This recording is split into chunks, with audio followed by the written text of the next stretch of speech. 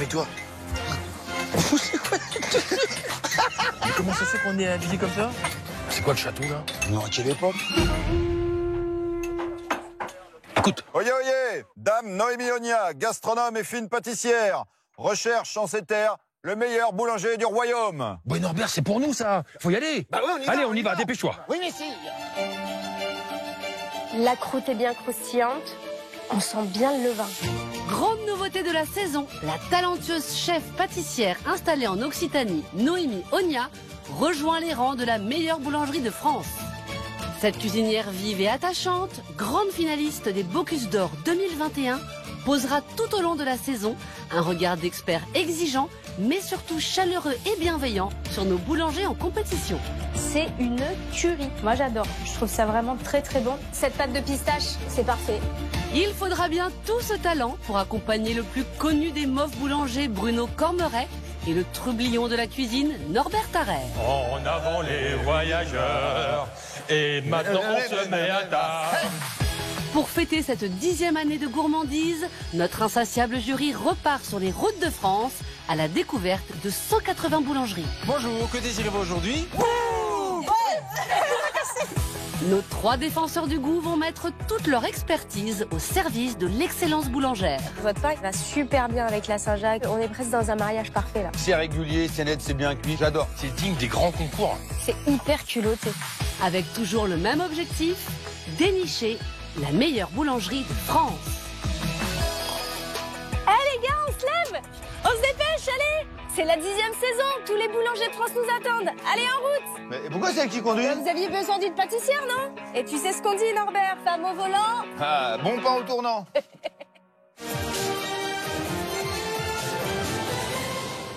Alors on danse. 3e jour de notre première semaine de compétition de cette 10e saison. Et pour fêter son arrivée, Noémie, notre nouveau juge, nous entraîne sur ces terres ensoleillées d'Occitanie. Aujourd'hui, notre trio de fins gourmets se rend dans l'Aveyron, mais aussi en Lozère. Parmi les incontournables de ces départements, on peut y parcourir les gorges du Tarn et de l'Aveyron en aviron, prendre un bol d'air pur dans les Cévennes, aller caresser des vaches dans le Larzac, ou encore déguster un bon aligot dans un village classé. Et quant aux amateurs de charcuterie... Écoute, nous aujourd'hui, on va chez moi, on va en Aveyron. Bon, j'espère qu'en Aveyron, ils savent travailler la saucisse, parce que moi, aujourd'hui, je vais voir un producteur, un charcutier traiteur qui fait de la super. saucisse de Toulouse. Véritable. J'adore ça. Et attention, pas n'importe quelle saucisse de Toulouse. Pour lancer son défi à nos artisans, Norbert va se fournir chez le maître incontesté de ce produit phare de la gastronomie locale. T'as eu le premier prix du concours de la véritable saucisse de Toulouse. Waouh! Donc on est là chez le boss, le king de la saucisse de Toulouse. Allez, on peut dire ça. Pendant ce temps, Noémie et Bruno sillonnent les jolies routes d'Escarpé à la découverte de nouveaux établissements boulangers. Le drac, c'est un animal fabuleux. Le drac, c'est un animal fabuleux. Putain, c'est bip. Je sais pas ce qu'elle a, la voiture, elle bip tout le temps. Ouais. À Nantes, voici Franck, un Alsacien voyageur. J'ai commencé la boulangerie-pâtisserie en Alsace avec les compagnons. Et après, la Suisse, l'Angleterre, le Qatar, l'Arabie Saoudite. Et après, l'Argentine et encore d'autres pays. Face à lui, à Canourgues, voici Laurine et Brian, les amoureux lozériens. Notre boulangerie à la Canourgues, c'est ma préférée en fait. Je sais pas comment vous dire ça, mais c'est un peu mon bébé quoi. 2 boulangeries, 4 épreuves, un seul objectif, représenter la région Occitanie lors de la grande finale nationale. Tu vas regarder ou pas, Bruno? Ouais, super. Merci, Norbert. Ça veut dire j'en ai rien à foutre. Non, non, non. On a engagé Bruno. C'est super. Il a tellement raison en plus. C'est le moment de faire connaissance avec les 2 boulangeries du jour. Suite à cette découverte, une première note sur 10. Notre compétition débute aujourd'hui dans les Cévennes à Nantes.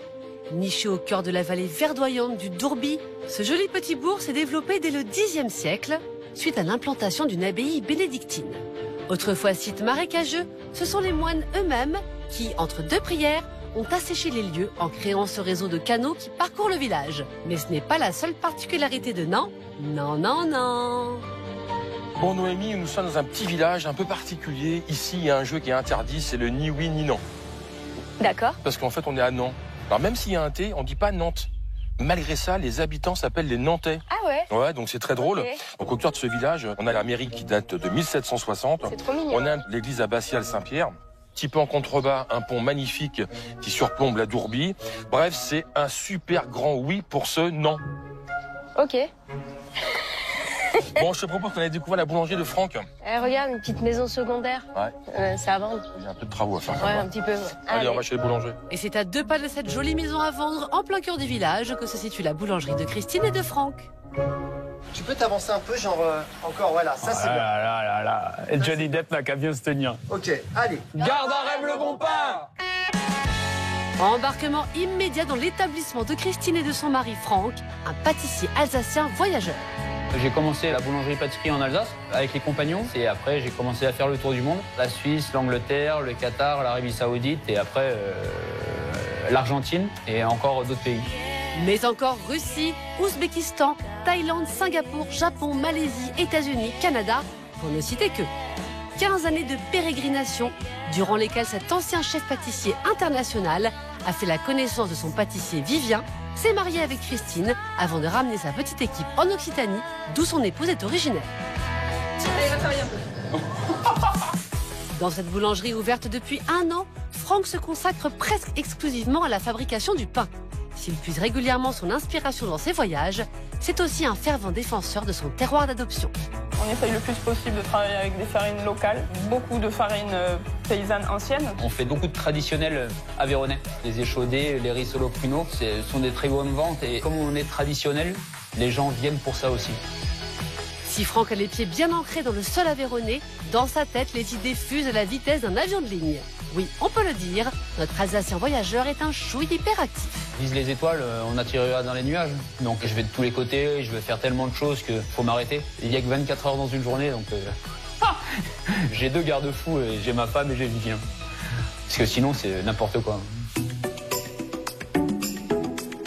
Très joli. Regarde.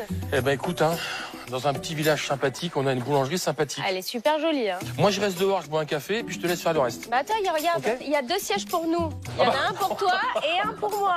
Voilà. Oui, parce que l'autre, c'est pas pour moi, Nickel. celui-là. Bon, écoute, c'est très mignon, on est dans un petit village.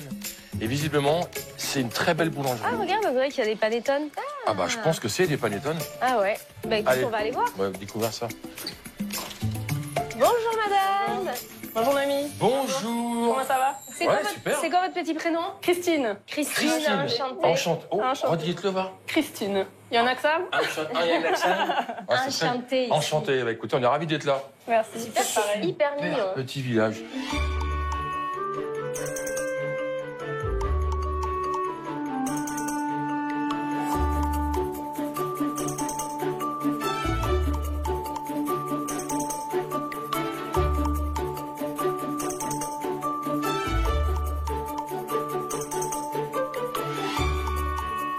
Alors, qu'est-ce que vous avez comme pain? En dessous, on a des baguettes de tradition, des Exactement. traditions aux graines. On a un pain là-haut qui est un peu de l'imitation de la forme d'une brioche qui s'appelle la coquille. On appelle C'est quoi ça ce le pain? boulangeon.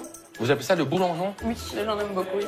Et au-dessus, d'abord, on a un gros pain qui est vrillé. Ça, c'est le pied de vigne. C'est un mélange de farine de tradition avec un emploi de seigle. Là, il y a encore plein de Et là, pains. voilà, sur le devant, on met plutôt les pains spéciaux. Donc la couronne de sarrasin. Là, vous avez le grand épeautre. Le viking, on maltorréfié, céréales, avoine. Et ici, le petit épeautre. 100% petit épeautre. Des bretzels, là? Ah oui, on a la chance d'avoir 2 boulangers alsaciens. Ah, Ils nous font plein de spécialités, du coup, et ça plaît beaucoup aux gens de la région. Bon, bah, très bien. Et puis, on trouve à côté cette brioche, là, qui s'appelle la la foisse. la foisse. C'est la brioche locale. Foisse avéronnaise. Les échaudés, vous connaissez? Oui. Oui, C'est des biscuits secs. Nous, on les trempe dans du sirop et aromatisés à la fleur d'oranger. et un petit peu dans du sucre. Exactement. Donc là, on arrive sur la partie plutôt snacking, c'est ça? Vous faites des Exactement. petites quiches. Vous avez les feuilletés roquefort épinards, très prisés, les pâtés à la viande. Tout est fait ici, artisanalement. On n'achète rien du tout. La viande, quand même, vous l'achetez? Et vous la Oui. préparez? Je n'ai pas tué la bête moi-même. En dessous, on est plutôt sur de la pâtisserie plutôt classique, c'est ça? Tarte au citron, On éclair. reste sur des classiques parce qu'on est quand même dans un village. On a une gamme qui est assez réduite parce qu'on change quasiment toutes les semaines Ok. tous nos gâteaux. On essaye d'avoir du renouveau constamment. Ici, il y a une très jolie gamme également de viennoiseries. Donc, des croissants, des chocolatines. Attention. Chocolatine. hein. Et alors au-dessus, c'est quoi? Ici, on appelle ça des griotines. Ah, ok. C'est des mini financiers avec des cerises à l'intérieur. Bon, moi, je veux bien goûter ce petit bouchon là avec les cerises Bien dessus. sûr.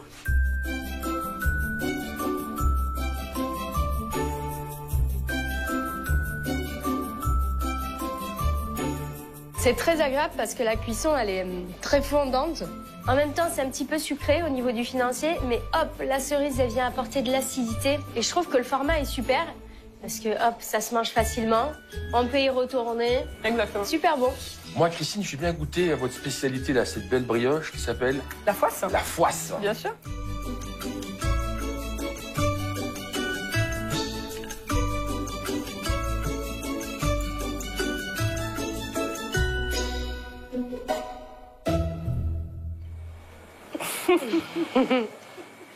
Je savais pas qu'il y avait la danse de la poisse. C'est la danse du suspense.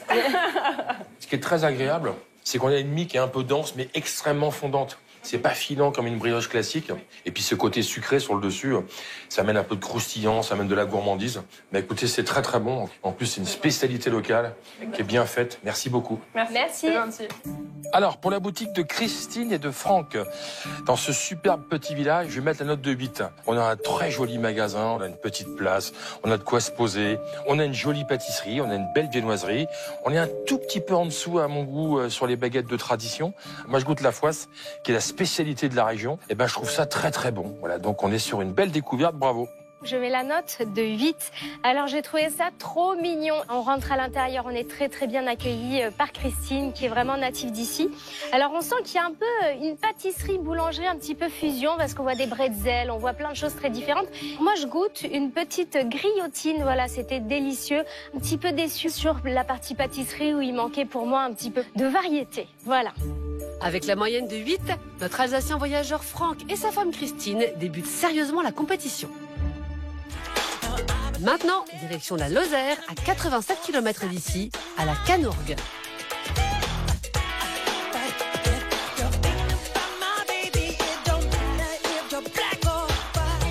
Surnommée la Venise lozérienne, cette ville atypique s'articule autour d'une jolie rivière, l'Urugne. Entre ses canaux, ses ponts, ses fontaines et ses lavoirs, ici, l'eau est omniprésente et a permis jusqu'au 19e siècle l'essor du travail de la laine, du cuir et de la minoterie. Minoterie, farine. Farine, pain. Pain, compétition. Compétition, jury. Noémie, c'est à vous. Ah, attends, je me recroche. Tu vas une soirée, hein, c'est quoi Bah écoute Bruno.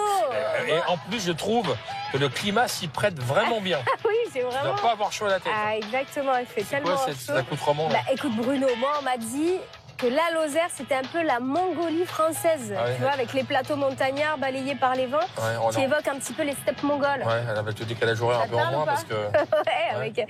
Bah écoute, la Canourgue en fait, c'est un charmant petit village, tu vois, qui se trouve aux portes de l'Aubrac et des Gorges du Tarn. Donc ça c'est chez moi là, ça me sent parle, bon. tu vois. C'est un village ultra agréable à découvrir, Ah, c'est top. au fil de l'eau, avec des architectures remarquables. On a la demeure Renaissance, la maison à pain de bois du XIVe siècle, la tour de l'horloge et encore aussi la collégiale Saint-Martin datée du XIIe siècle. Et au cœur de cette jolie petite cité, je te propose qu'on aille voir et qu'on aille découvrir la boulangerie de Laurine et Brian. Laurine et Brian. Voilà, on va voir Laurie et Brian.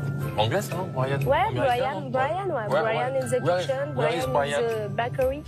Et c'est en plein centre-ville de la Canourgue que se trouve la boulangerie de Laurine et Brian. 3, 2, 1. Al dente. Bienvenue chez Laurine et Brian, deux amoureux lozériens, heureux parents de 3 établissements et très fiers de nous présenter leur premier-né. Notre boulangerie à la Canourgue, c'est ma préférée en fait. Je sais pas comment vous dire ça, mais c'est un peu mon bébé quoi. C'est moi qui ai fait les peintures, c'est moi qui ai choisi le sol, c'est moi qui ai tout fait dans cette boutique. C'est vraiment la petite boulangerie de village quoi. Un village dans lequel Laurine a grandi, raison pour laquelle le couple a choisi de s'y installer. Et dans cette petite mais charmante boulangerie ouverte depuis 6 ans, Brian pâtisse et boulange au labo, pendant que madame gère la clientèle, la gestion de la boutique, des équipes, des produits. En gros, la patronne, c'est elle et personne d'autre. C'est moi qui porte le pantalon. Non, mais elle fait bien son boulot, donc du coup, et ça marche. Oui, mais bon, bien. je vendrais des produits qui seraient pas bons, on n'en serait pas là non plus. Enfin voilà. Non, mais c'est vraiment. Un tout, quoi. Ouais. De cette association détonnante est né un concept simple, faire des petites gammes de produits dans le respect des valeurs artisanales et avec des matières premières de qualité. Tout est quand même local et tout est frais. C'est notre vision des choses. Hein. De faire un produit qui soit beau, bon. On fait des petites quantités, on essaye de le moins jeter possible, quoi. En gros, d'avoir le plus de produits frais quoi, au jour. Quoi. Oh, regarde comme c'est mignon. Doucement, il y a des oiseaux qui vont s'envoler. T'es bête. Ah là là, c'est joli Ah bah, comme j'adore. tout. Ah bah c'est notre ami le boulanger, bonjour. Bonjour. Bonjour. Vous êtes Brian, c'est ça? C'est ça, c'est moi le boulanger. Eh ben, vous Enchanté. avez une belle bâtisse là. Oui, une bâtisse d'année 1800, ouais. C'est votre terrasse? Ouais, c'est Ah. ma terrasse. Ok. Ok, super. On la sort que l'été parce que l'hiver, c'est compliqué. Ça caille un peu. Ouais, Bon, on se voit tout à l'heure, sympa. Brian. ça marche, À à tout à tout à l'heure, l'heure. merci. Eh, écoute, c'est super bien situé. Regarde, il y a la petite boucherie, l'office du tourisme. La boutique, et je pense qu'à côté, c'est le fournil. Et je pense qu'ils aiment le rock'n'roll aussi. Regarde la petite main. Ils aiment le tour de sel ici, Rock'n'roll. apparemment. Ouais. Allez, on va découvrir ça. Bonjour madame. Bonjour. Bonjour. Vous allez bien? Ça va, merci. Et vous? Moi, on m'a toujours dit, Bruno, les portes, elles sont là pour les fermer. Ouais. Faut que je ferme la porte. Enchantée. Alors, quel est votre petit prénom? Laurine. Bonjour Laurine, enchanté. On est bien là, au calme. Ouais, vous Ouais. êtes dans un super petit quartier, là. Parce que j'allais vous demander si le cadre. Ah oui, Ah c'est oui, très, très joli. Ah hein. oui, c'est très mignon. J'ai vu que vous aimiez un peu le rock'n'roll, non? Parce que- Yes. Tu vois, je me suis pas trompée. Et alors, c'est quoi ça? Rock'n'roll. Ah, rock'n'roll. Ça montre notre côté un peu moderne. D'accord. À l'ancienne, mais moderne.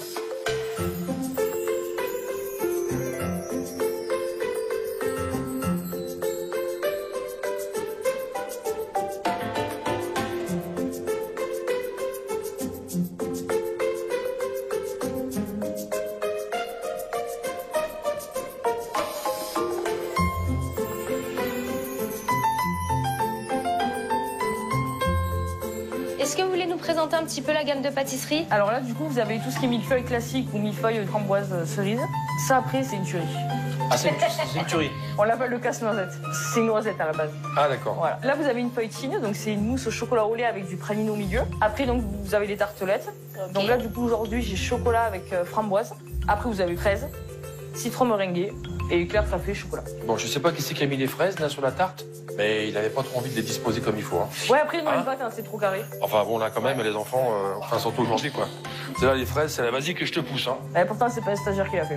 Ah, bon. C'est quoi au-dessus? C'est des petits muffins? Petit cake muffin, donc J'aime bien là, ils cette sont petite abricots. caissette Ouais. mini panettone. Mini panettone, Ouais. ouais. Vous avez des petites pizzas. Et souvent, on fait des pambagnas ou des bagels. Aujourd'hui, on a fait des quiches. Donc, la viennoiserie, c'est ça? Voilà. Là, il y a un joli chocolatine framboise un petit peu. Ouais. Hein? Ouais, c'est les bicolores. Des petites brioches. Ah, vous faites des brioches aux pralines. Voilà. Parce que nous, c'est la foisse. C'est la recette à ma mère. Ah. Cahier, il y a marqué la foisse à Sissi. Ah, si. Eh, c'est Sylvie, ma mère. Ah, d'accord. Du coup, Ok. la foisse à Sissi, quoi. Mhm. Il y a beaucoup de clients à nous, locaux, ils nous ont demandé de visiter. Donc, c'est permis de faire au praline. D'accord. Bon, et derrière, on a la gamme de pain.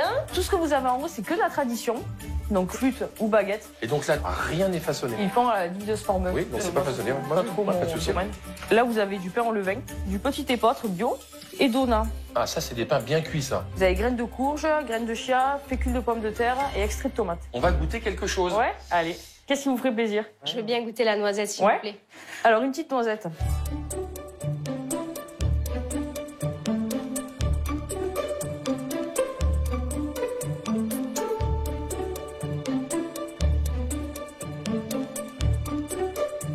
C'est hyper gourmand. La mousse est très agréable, elle est très légère. Ouais. On a un petit crémeux un peu noisette au milieu. Alors le biscuit, C'est un financier c'est le noisette. biscuit là, il est Ah super bon. Si je dois dire une petite chose, voilà, c'est le glaçage qui est un petit peu bullé. Il faut juste mettre un petit coup de mixeur et en général, voilà, ça fait évaporer les bulles. Mais c'est très joli, c'est très mignon et c'est hyper gourmand. Vous avez un pain, là, vous avez entendu tout à l'heure, où tout est dedans, là. Les graines de courge, celui qui est un peu bien cuit, là. Ouais. On essaye ça, non? Allez. Allez.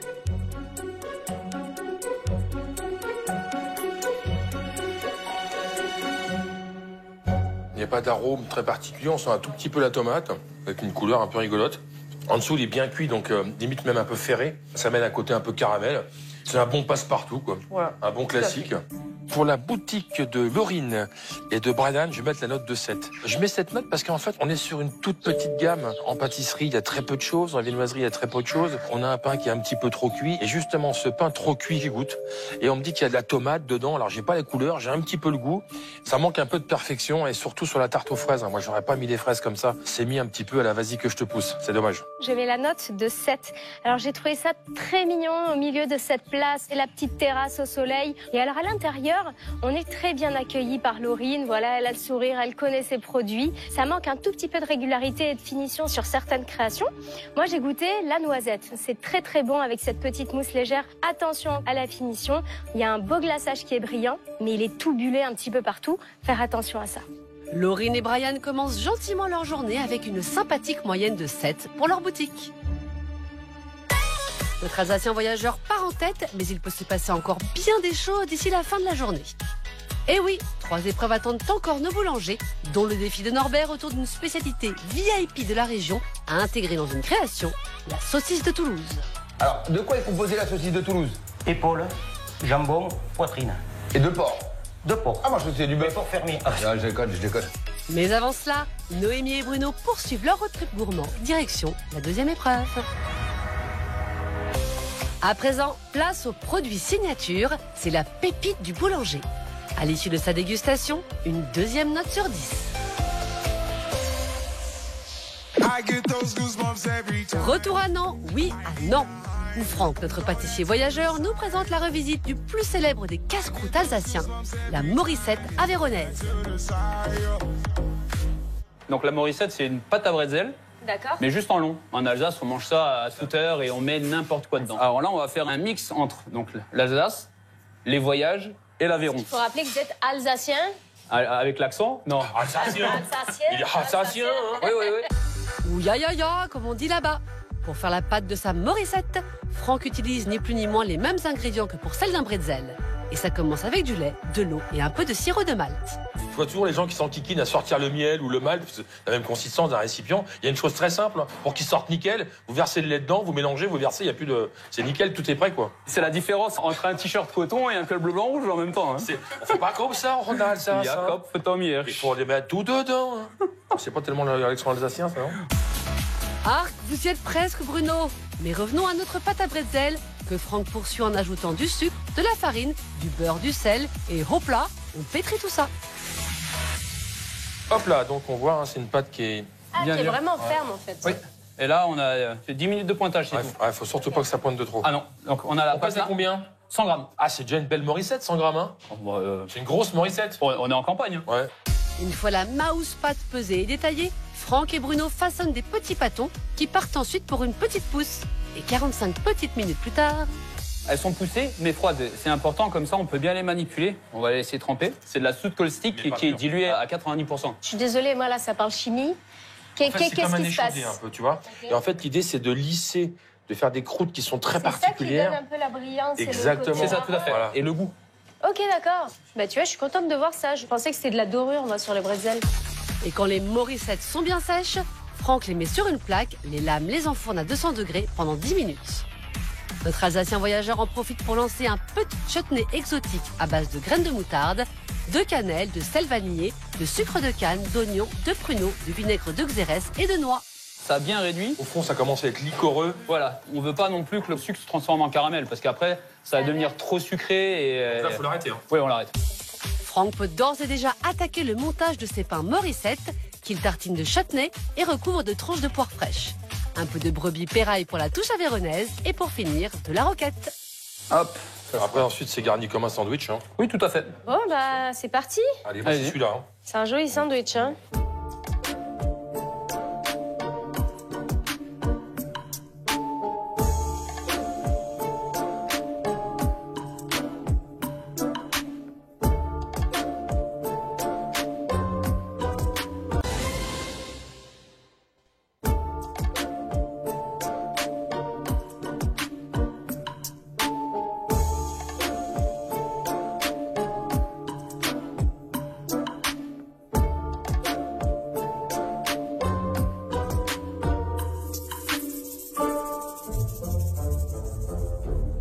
Déjà, Franck, je trouve que l'idée, elle est superbe. On est sur un pain, évidemment, qu'on n'a pas du tout l'habitude de retrouver en Aveyron. Et de l'avoir customisé avec les produits de l'Aveyron, le péraille, qui est un super fromage, qui n'est pas trop puissant. Non. Et qu'on peut, en plus, décliner avec beaucoup de choses dedans, du roquefort, enfin, beaucoup de produits locaux. Moi, je trouve que c'est un tout petit peu sucré. Peut-être juste changer soit la poire ou peut-être mettre un peu plus d'acidité. Par exemple, une pomme un petit peu type granny. Okay. Voilà, un petit peu plus acide pour apporter, pour couper. Mais sinon, c'est hyper intéressant. Et je pense qu'ici, ça doit changer des sandwichs traditionnels. Ouais, donc bravo, Franck. Merci. Ouais, moi, je trouve ça très bon. Même si c'est un peu sucré, moi, ça me gêne pas du tout. La seule chose qui me manque un peu, moi, c'est un peu de croquant. J'avais envie de retrouver la noix un peu cassante. Oui. Et là, je la retrouve pas trop. Plutôt prendre de la noix moins hachée. Oui. Mais c'est très, très bon. Moi, j'aime bien. On a une belle couleur. La salade amène vraiment quelque chose gustativement. Je trouve que l'idée est plutôt sympa. Alors je vais mettre la note de 7 sur la Morissette, non pas parce que j'ai pas aimé, parce que je trouve ça très bon, mais je trouve que c'est très simple, et puis je trouve que la Morissette sortie du four, eh ben, elle manque un petit peu d'élégance, et puis surtout, moi j'ai l'habitude de la manger en plus petit, c'est très bon, mais c'est très simple. Je mets la note de 8. Alors moi, je connaissais pas du tout cette histoire de bretzel. Je connaissais pas la Morissette, et surtout, je connaissais pas la technique, voilà, de plonger une pâte comme ça dans une solution. J'ai trouvé ça très sympa de faire ce mariage de ces voyages. En revanche, à la dégustation, je trouve ça un tout petit peu sucré, surtout par rapport au chutney. Je pense que le fait qu'il ait choisi du pruneau, c'est un petit peu sucré. Et il manquait peut-être un petit pickles d'échalote ou d'un petit légume croquant pour apporter un petit peu plus d'acidité et de craquant. La Morissette avéronnaise de Franck est perfectible, mais elle obtient néanmoins une gourmande moyenne de 7,5. Retour à la Canourgue où Brian, notre amoureux lozérien, est sur le point de présenter à notre jury une pâtisserie vintage bichromatique, le noir et blanc. Alors, je vais vous présenter le noir et blanc. C'est une base de meringue au chocolat avec une crème chantilly et des copeaux de chocolat autour. Ah, c'est une ancienne pâtisserie, ça? Oui. D'accord. C'est une très vieille pâtisserie, ouais. Pourquoi vous décidez de nous présenter cette pâtisserie-là? Alors, c'est quelque chose qui se vend très bien au magasin. Okay. Et on a d'excellents retours sur le noir et blanc, donc on s'est dit pourquoi pas. Ok. Pour réaliser cet entremets très populaire à Paris dans les années folles, Brian commence par la réalisation d'une meringue au chocolat. Pour ce faire, il fait monter des blancs en neige, puis y incorpore délicatement un mélange de sucre glace et de poudre de cacao. Maintenant, on va pocher. Ça va être un peu comme un fond de tarte ou vous allez faire comme un sandwich l'un sur l'autre? Ça va être un peu comme un sandwich. Un peu comme un disque macaron. fait un... Ouais, exactement. Okay. Chaque disque fait un étage. Voilà. Tac. Et donc là, ça part au four combien de temps, à combien de degrés, Brian? Donc là, nous, on l'a cuit à 80 degrés pendant 5-6 heures, à chaleur tournante, tranquillement. Ok. Et 6 heures plus tard, ils sont tartinés de chantilly maison, empilés façon macaron et entièrement badigeonnés avec le restant de chantilly. Et maintenant, on va masquer avec le vermicelle. Tac. Et voilà. On fait effectivement d'abord les bords et on finit après, par le dessus. Voilà, le dessus. Essaye d'étaler un petit peu, qu'il n'y en ait pas trop non plus. Voilà. Pas plus, pas moins. Voilà. Et là, c'est fini. Donc c'est le noir et blanc. C'est fini. Donc c'est parti, mais... C'est parti, mon kiki pour la dégustation. Allez. Allez.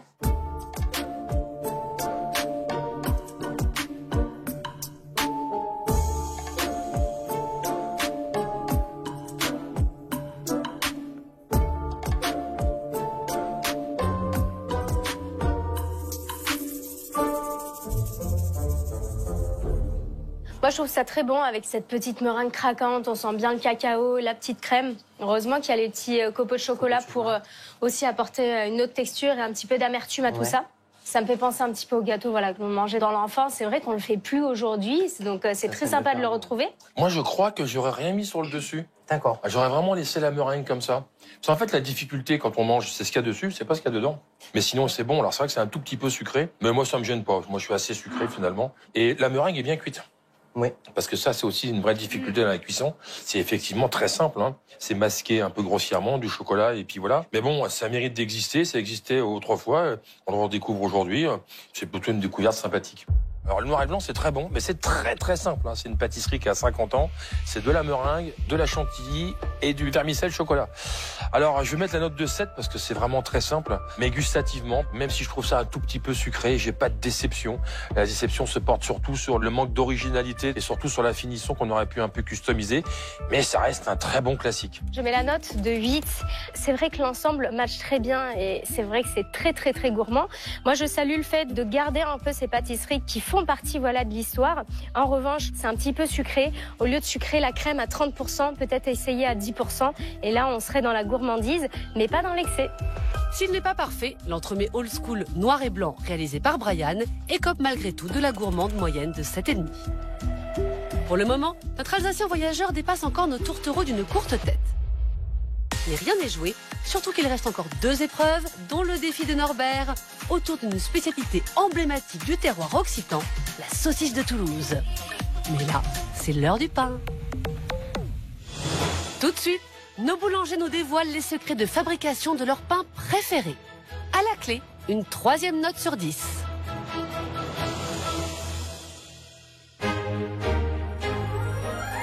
Retour à Nantes où Franck et Vivian vont présenter à notre jury leur pain qui donne des biscottos, le Popeye. Comment s'appelle ce pain? Le Popeye. Le Popeye. Ah, par rapport aux épinards. Tout à fait. D'accord. Effectivement, il est bien costaud. Ah oui? Hein? Ah oui, petit bébé. Ça va, il est costaud, effectivement. Alors, comment vous avez panifié ce pain, Franck? On est parti sur une base de tradition française. Après, on a rajouté la recuite de brebis. C'est le caillé du lait. C'est le fameux ingrédient de la région. C'est un peu comme un plat indien aussi, qu'on appelle le palak paneer.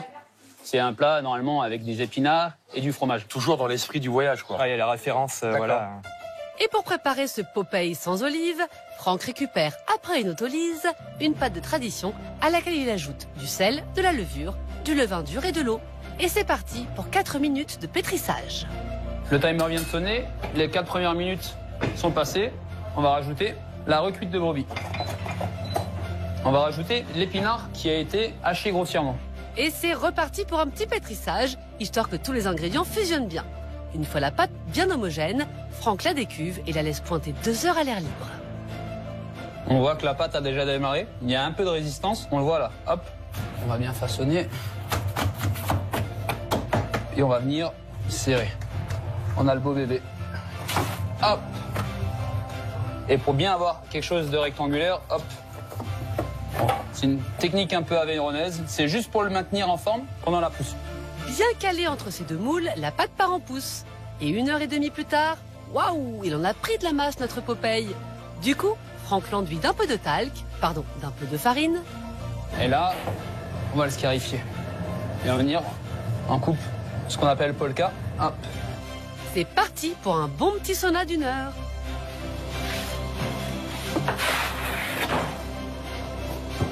Donc il est bien cuit et voilà le Popeye.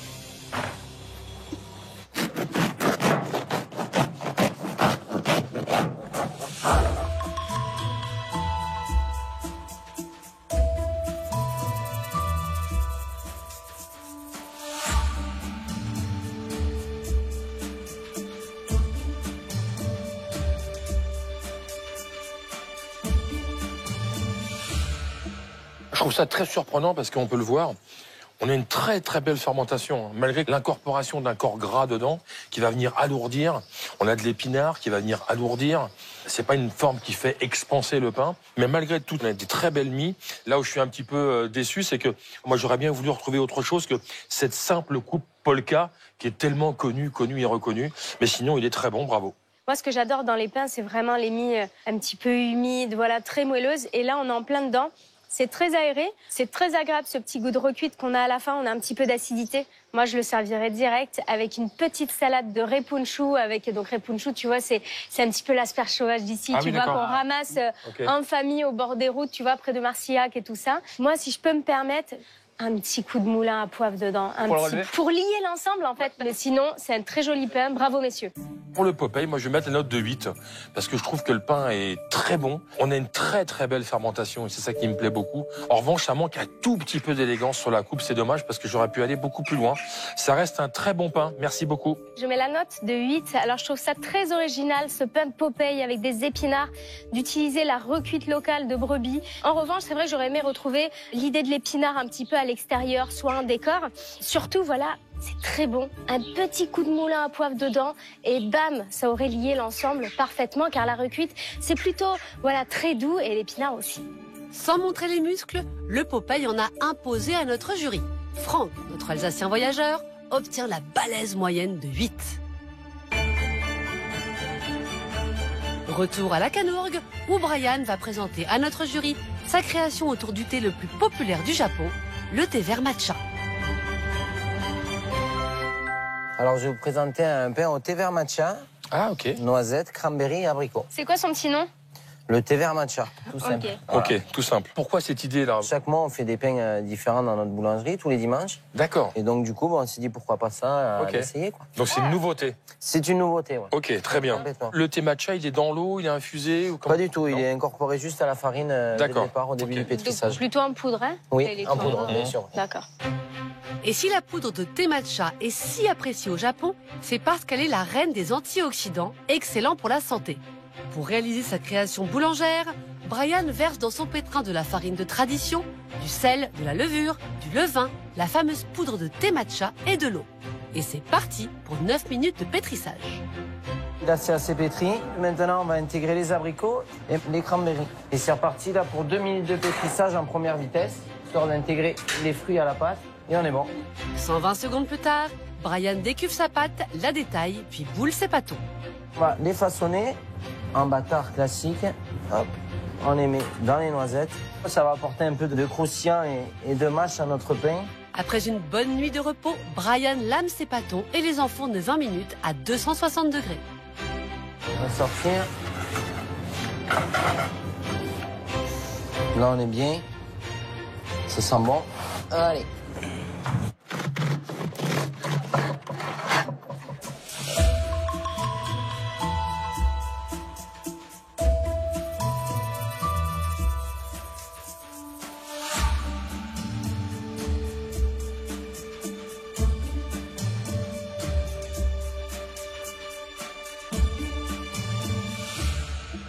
Écoutez, il est très bon ce pain. Ouais. Avec tout ce que vous mettez dedans, heureusement, parce qu'il y a beaucoup de fruits, il est très chargé. Ouais. On voit, c'est très très présent. En fait, lorsqu'on fait ce type de pain, on va apporter beaucoup de sucre au travers des fruits. Donc il faut qu'on ait aussi une belle préfermentation devant. Là, vous êtes sur une recette de pain de tradition, oui, avec très peu de levure. La quantité de sucre qui est contenue dans le fruit vient bloquer un peu la fermentation. On voit ici, vous avez scarifié, et en fait, le pain, il a très peu développé. Et en plus, vous alourdissez un petit peu en mettant du thé matcha. Moi, je pense que vous pouvez diminuer un peu en thé matcha. Hein. D'accord. L'idée, c'est vraiment de donner une couleur. Mais sinon, c'est bon. Hein. Physiquement, c'est pas très funky, mais gustativement, c'est très bon. Moi, j'aime bien. Je trouve qu'en fait, à la déco, vous avez quelque chose de très joli. On dirait une petite mosaïque. C'est très généreux en fruits. On a cette jolie couleur naturelle qu'on retrouve sur le thé matcha. Je le ressens un petit peu en bouche. Je trouve ça très agréable. Moi, c'est un pain, carrément, je ferais des petites tranches, des petits croûtons et je ferais une petite fondue de chocolat blanc avec, tu sais, à tremper dedans. Ah oui. Parce que thé matcha, chocolat blanc, ça marche super bien. Moi, j'adore les noisettes et j'aurais mis quelques noisettes à l'intérieur. Je trouve que ça manque un tout petit peu de craquant, mais c'est un joli pain et ça reste très bon. Pour le pain au thé matcha, je vais mettre la note de 6. Même si c'est très bon, je trouve sur le plan de la panification, on est passé un petit peu à côté. On a le thé qui est au terme du pétrissage un petit peu mal réparti. En extérieur, on a des taches un peu partout. Mais voilà, c'est bon, mais ça suffit pas. J'aurais voulu voir la réussite de la panification du boulanger. Là, je vois que la réussite du gustatif. Je trouve que la panification, on est passé un peu à côté. C'est dommage. Je vais la note de 7. Alors tout simplement, déjà, je salue l'idée parce que c'est super d'avoir inséré un petit peu de thé matcha à l'intérieur. C'est très généreux en fruits et là, je me dis, oh là là, ça va être très sucré. En fait, pas du tout. On a vraiment les fruits qui apportent le sucre et la mie qui est absolument pas sucrée. En revanche, c'est vrai que la noisette, moi, je la sens pas. Quand on coupe, en fait, on n'a pas les morceaux de noisette. L'idée est belle. Faut juste un petit peu la pousser et après, ça sera parfait. Encore quelques petits ajustements et le thé vert matcha de notre amoureux Aveyronais transportera les gourmands au pays du soleil levant. Brian obtient toutefois pour sa création l'encourageante moyenne de 6,5. À ce stade de la compétition, Franck, notre Alsacien voyageur, prend le large, mais nos tourtereaux aveyronnais n'ont pas encore dit leur dernier mot, surtout qu'arrive à grands pas le défi de Norbert.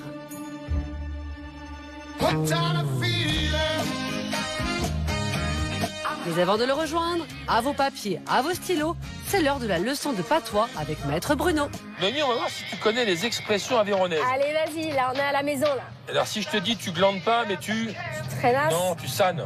Tu sannes. Tu fermes pas la porte à clé, mais tu la... Claque. Non, tu la claves. Tu la claves. Tu n'es pas surpris ou surprise, mais t'es... Espanté. Ah, très bien, espanté. Ah, est-ce que tu connais ça? Tu n'utilises pas un chiffon, mais un... Un torchon. Non, un pétasse. Ouais. Sympa. Ouais, non, super. Qu'est-ce que je peux te dire, une sympa? Tu ne tombes pas sur les fesses, mais tu... Tombe sur le huc. Ouais, c'est presque ça. Tu t'accouilles. Tu t'accouilles. Ouais, tu mets les courses dans la malle de la voiture. Dans la malle. Bah oui, c'est ça. Et on dit que tu prends une poche. Ok, oui, ici. On dit pas un sac. Voilà, on dit déjà chocolatine dans une poche. On ne dit pas, tu vois, un pain au chocolat dans un sac en plastique. Sac en plastique, il n'y en a pas en boulangerie. Voilà. Ah, okay. Sac en carton, sac en recyclage. Un sac en carton. Ça s'appelle un carton, hein. Ok. Tout de suite, c'est à nos artisans de faire un carton avec le défi de Norbert s'ils veulent gagner la compétition du jour.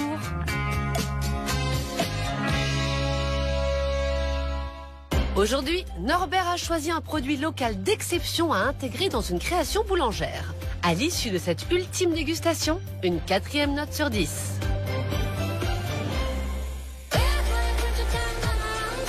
C'est à Deim, en Haute-Garonne, que Norbert est parti à la rencontre de Pierre Pinel, charcutier et surtout véritable orfèvre de la saucisse de Toulouse. Salut Pierre, ça va bien? Salut Norbert. Alors, on m'a dit que c'était ici que j'allais trouver un produit exceptionnel fait par un artisan charcutier, que tu es. Oui. Qu'est-ce que tu as à me proposer? La véritable saucisse de Toulouse. La véritable saucisse de Toulouse. Et en plus, je vois au mur, tu as eu le premier prix du concours de la véritable saucisse de Toulouse. Waouh! Donc on est là chez le boss, le king de la saucisse de Toulouse. Allez, on peut dire ça. D'accord. Et ben moi, j'ai envie de tout savoir sur la saucisse de Toulouse. Ah, je dis pas tout, ouais. Ah, tu dis pas tout? Mais je te montre. Allez, direction le labo, où Pierre va quand même nous révéler quelques petits secrets de fabrication de ce fleuron de la gastronomie occitane. De quoi est composée la saucisse de Toulouse? Épaule, jambon, poitrine. Et de porc? De porc. Ah, moi je sais du bœuf. Porc fermier. Ah, je déconne. Je rigole. Porc fermier. Porc fermier? Oui, et de la région. On va le mettre dans la hachoir. Donc on va avoir une viande assez riche, qui va avoir du goût, qui va avoir un peu de muscle quand même et un petit peu de gras, tu vois, on voit bien le gras là. Alors, regarde, ça c'est beau ça. Oh là là. Il faut toujours un peu de gras sur des viandes qui sont passées au hachoir. Une fois la belle viande grasse hachée, elle est soigneusement mélangée.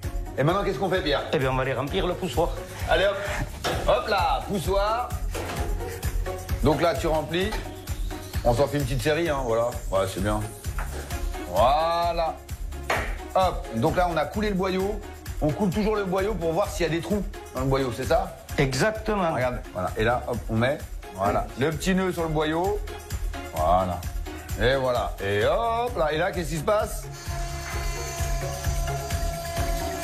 Regarde ça, c'est bien bandé, c'est joli, regarde. Oh là là! Et voilà, une jolie robe. Saucisse de Toulouse, 3 viandes. Il y a du boulot, super bien, très belle. Ouais, bien des morceaux de gras, c'est délicieux. On sent déjà que la viande elle va être bien riche, elle va être bien nourrie là, par persillage comme ça, c'est magnifique. Pierre, qu'est-ce qu'il ne faut absolument pas faire avec cette saucisse de Toulouse? La piquer. On pique pas la Toulouse? Ah non, sinon elle perd tout son jus. Moi je dis, c'est le boulanger qui est assez dingue. Il nous cuit la saucisse de Toulouse en entier, comme ça, entièrement, tac, tac, au four ou à la poêle, et il nous la refait comme une tourte. Très bien. Faites-nous plaisir, amis boulangers. Nous prenez pas pour des saucisses. On veut de la Toulouse et on veut de la création. Allez, à vous de jouer. Hein, Pierrot, dis-leur. Sinon, on fait plaquage. Plac! À vous de jouer. Alors, comment nos artisans vont-ils jouer pour relever ce défi typiquement occitan de Norbert? Saucisse de Toulouse. Oh là là là là. Oh, c'est pas cool de faire ça à des végétariens. Là.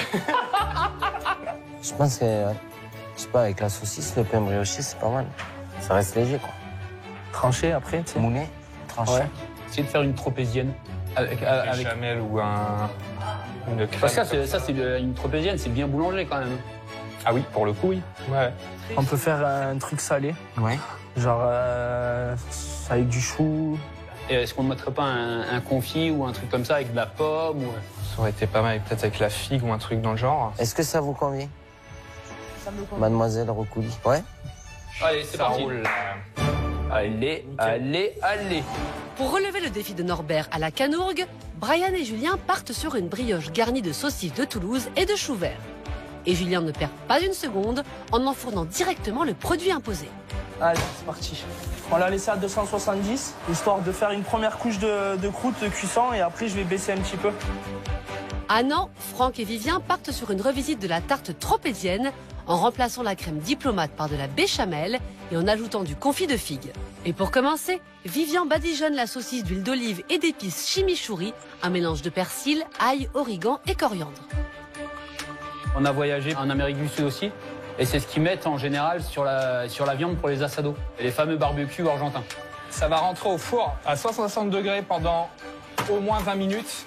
Donc on veut une cuisson forcément pas trop cuit, qu'on ait un peu de texture et qu'on ait quelque chose surtout de pas trop sec. Et si à Nantes, la saucisse est enfournée, à la Canourgue, elle est cuite. Tout comme le chou vert d'ailleurs. Bon, mais maintenant, on va hacher le chou. On mettra dans la pâte briochée. On va faire des petits trucs sympas, pas trop fins. Là, honnêtement, je sens les choses pas trop mal. Ça va être plutôt cool.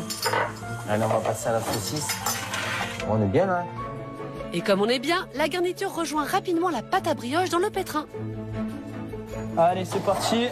On finit de mélanger tout ça. Donc là, on met un petit coup de première, histoire que ça se mélange un peu. À Nantes, la pâte à brioche est sortie du pétrin et Vivien l'étale au rouleau. Alors donc là, j'ai mon abaisse d'allonger, je vais la mettre dans le cercle pour avoir une forme bien ronde. Donc là, on est bon. Et là, voilà, on va la mettre en cuisson. Le but, c'est que la brioche ne déborde pas du cercle. Si elle déborde, elle va perdre sa forme et on n'aura plus du tout le même résultat. Donc du coup, il faut vraiment qu'elle reste à hauteur. Allez, on part à 180 degrés. Et on va partir sur 20 minutes dans un premier temps. Allez, on est bon. C'est parti. À la Canourgue, on ne check pas encore, mais on façonne les brioches garnies à la saucisse de Toulouse et au chou vert. Là, on t'a fait un truc. Ah, damn. Norbert, il va nous piquer la recette pour la mettre dans son resto ou à la carte. Mais avant d'être à la carte de Norbert, Julien dore ses brioches et après quelques coups de lame, il les enfourne en croisant les doigts, tandis qu'à Nantes, les brioches sortent du four. Bon, bah voilà, nickel. On est bien. Ouais. Ah, elle a développé, pas trop. Il y aura une belle mie. Bien joué, hein. Allez, en avant Guingamp encore une fois. En avant Saint-Tropez plutôt. Et c'est parti pour le montage. Vivien coupe sa brioche en deux, emporte-pièce un rond dans le couvercle, puis dépose sur la base l'objet du défi, la saucisse de Toulouse. Tu vois, ça rentre nickel au milieu là. Comme ça, on pourra faire des points. On va pouvoir pocher autour. Ok, nickel. Ouais. Et là, logiquement, si on met le dessus, paf. Oh là là là là. Vivien continue sur sa lancée en pochant des pointes de sauce béchamel tout autour de la saucisse et son confit de figues en plein centre. Du côté de la Canourgue, les brioches garnies à la saucisse et au chou vert sont cuites. On est pas mal. Ouais. Ça sent le chou, un peu plus le chou que la saucisse, mais ça sent très bon en tout cas. Ça donne bien envie. Ouais, c'est nickel. Hein. Ouais, c'est très bien. Ouais. Exactement comme on pensait. Et là, la salade, un peu de parmesan juste, et après on est bon. Hop, bam. On est parti dans un délire là. Ça sent bon déjà. Très bien, tant mieux. C'est déjà ça. Qu'est-ce que t'en penses? Bah ouais, hein. On est dans les clous, je pense, non? Ouais, c'est pas mal. Hein. On est parti, on met en boîte? Allez, vas-y. Vas-y. Chaud. Allez, chaud. Bon, lequel on prend? Moi, je pense qu'on va prendre celui-là. Allez, c'est parti. Je vais te mettre là, tu vois. Allez, bon les gars. Allez, bonne chance. On est parti? Allez.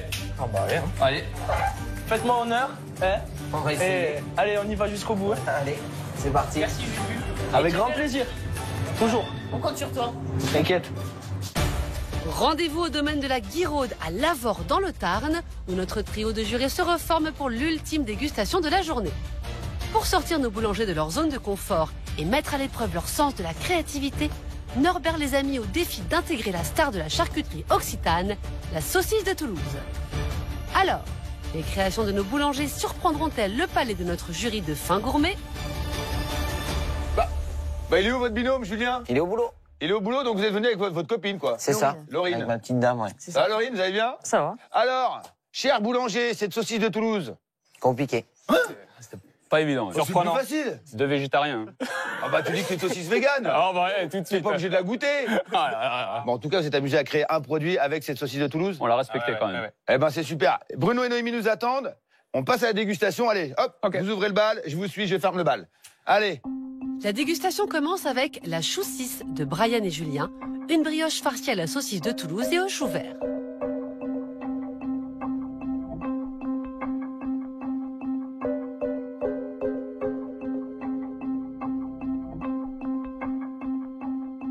Alors le chou 6, moi je trouve que le chou va très bien avec la saucisse.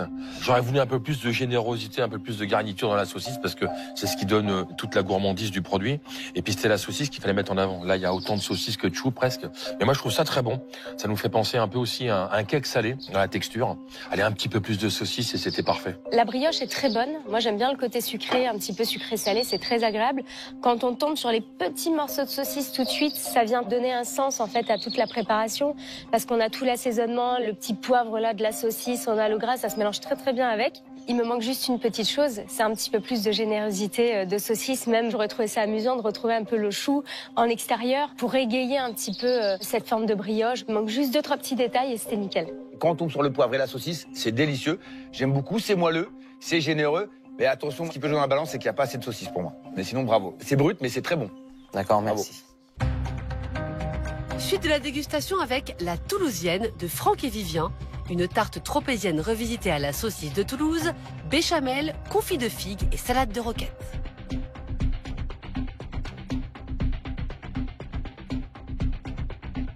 c'est super bon. La béchamel avec le chimichurri et la saucisse, c'est délicieux. Le coup de la roquette, c'est très bien pensé, cette salade. Et ce fromage, je l'ai vu après, mais alors le fromage, là, c'est vraiment remarquable. C'est une très belle idée. Moi, ce qui me gêne un petit peu sur votre création, là, c'est la confiture de figue. Il y en a un tout petit peu trop. Sinon, bravo, c'est très bon. Et je trouve l'idée superbe parce qu'à la découpe, on a presque un entremets en fait de pâtisserie, quoi. On voit vraiment bien la tranche de la saucisse, donc elle n'est pas dénaturée. Vous auriez pu garder cette quantité de confiture, qui va très bien en plus avec. Vous auriez pu juste rajouter un petit pickles qui aurait apporté, bam, un petit peu de craquant et surtout la petite acidité en fait qui manque pour tout lier. Donc bravo, c'est une très belle réalisation. Là, je trouve ça très élégant. Alors effectivement, il y a un côté qui est un peu sucré. Moi, ça me gêne pas trop. Et surtout que lorsqu'on tombe sur la salade, ça vient adoucir un peu tout ça. Moi, je trouve ça très bon. La saucisse est bien présente. On l'a un peu de partout et je trouve ça en plus bien construit. Merci beaucoup, messieurs. Merci beaucoup. Merci. Bravo. Allez, on va délibérer. On se retrouve tout de suite. Merci, mesdames, Allez. messieurs, merci. Moi, j'ai trouvé qu'il y avait un produit qui était vraiment qui était très joli, quoi. Il y a de la couleur là, même si on retrouve encore ce côté un peu roquette qu'on a trouvé aussi dans son sandwich, Mais dans c'est la surtout Morissette. très réfléchi, hein. Mais C'est original. Hein. C'est original, c'est bien fait, c'est gourmand. Moi, j'ai trouvé ça très bien. L'autre côté, on a un produit qui est un petit peu plus simple. C'est vrai. Donc là, un petit peu en dessous pour le coup là pour. Bravo, parce que franchement, le produit qu'ils nous présentent avec la roquette, là, c'est Vivien. Ils sont végétariens en plus, donc ils C'est font vrai. un super mise en avant d'un produit carnivore fait par des végétariens. Bravo les mecs. Et la découpe, franchement, elle est classe. C'est très très bon. Toulousienne Bravo. a été très belle, la Toulousienne. Ouais. On va annoncer? Bah écoute, oui, je sais pas qui, Allez. on va annoncer en tout cas. À ce stade, notre Alsacien voyageur est en tête avec une moyenne de 7,8. On a vu un petit peu à la tête à Norbert à un moment donné que il y a une petite chose qui clochait. Et ouais, bah du coup c'est le sucre, ouais, c'est un petit peu trop sucré. Bon, On est des pâtissiers. ouais, hein, voilà, en ouais, à même la temps, base, on aime on bien a ça le dans le sucre, sang, hein. on va dire. Notre amoureux aveyronais le suit avec la moyenne de 7. On a eu des compliments. Après, on est parti quand même sur quelque chose d'assez simple. Après, en face, c'est un peu plus travaillé, on va dire. Ouais, comme on dit, l'espoir fait vivre. Alors, quelle boulangerie remportera le duel du jour et se rend en lice pour représenter la région Occitanie? Verdict. Allez, il est venu le moment des notes. On va commencer avec vous, Franck et Vivien. Pour le défi de Norbert, la Toulousienne, vous avez obtenu la note de 9,3 sur 10. Ce qui vous fait, messieurs, une moyenne générale de 8,2 sur 10. Bravo. Alors, donc, Brian, Laurine, pour la chou 6, le défi de Norbert, vous avez eu la note de 7 sur 10, ce qui vous fait une moyenne générale de 7 sur 10. Bravo. C'est donc vous, Franck et Vivien, qui remportez cette journée. Bravo à tous. Un peu déçu du résultat de ce qu'on a sorti, mais le principal, c'est de participer. Voilà, tout à fait. Voilà. Ça peut être rigolo, non? L'Aveyron en avant Guingamp. Tout à fait, voilà, c'est ça. On va espérer aller le plus loin possible. Ouais, Qu'est-ce que t'en penses, ouais, maintenant. Maintenant qu'on est là. pression. Ah, voilà. Allez. Bravo Franck et Vivien pour ce joli produit. Moi, je vais vous dire, j'ai un petit coup de cœur, c'est pour le village. Je trouvais ce village tout mignon. C'était J'ai trop joli. adoré, on était parfaitement reçus. Bravo pour la création, c'était vraiment réfléchi de A à Z. Moi, j'ai adoré surtout cette petite découpe et cette saucisse qui était présente partout. Ouais, mais attention à la figue, hein, il y avait un peu trop de confiture. Mais c'était très bien. Mais Bravo. arrête. Bravo Vivien, bravo Franck. Vous continuez l'aventure, c'est bien. C'est donc Franck, notre Alsacien voyageur, qui représentera le département de l'Aveyron lors de la délibération finale. Garde à rêve le bon pain. Demain, Norbert lancera un défi à nos artisans autour du très régressif riz au lait à la réglisse. Alors attention, c'est très puissant. Hein. Donc je vais en mettre l'équivalent de 2 grammes. De leur côté, Noémie et Bruno vont découvrir 2 établissements boulangers dans le département de l'Hérault. Le boulanger Carioca face à la boulangère ex-militaire. Qui accédera à la délibération finale de vendredi? Attends, surtout le refrain, c'est le meilleur. Ah, je la connais pas Chante par bien, cœur. Bruno. Hein, ah, mais moi, je suis un grand chanteur. Moi c'est nanana.